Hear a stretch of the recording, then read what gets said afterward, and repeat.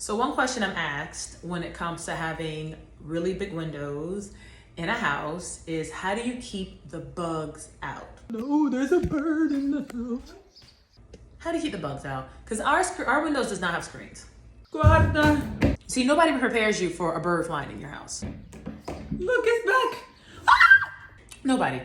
Nobody sits there and tells you if a bird flies in your house, you feel like you want to hit it with a racket, but you can't hit it with a racket. Uh-huh. Like, it's not nice to hit it with a racket. Like, nobody tells you that when a bird flies in your house, one, how you're going to react. Nobody tells you that, the bird will not learn its lesson after you close the window, you get it out, and then you open the window again, the bird comes back.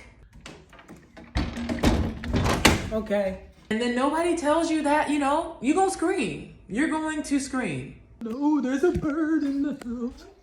Guarda, look, it's back. Uh-huh.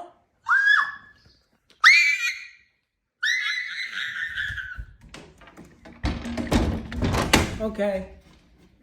Yes.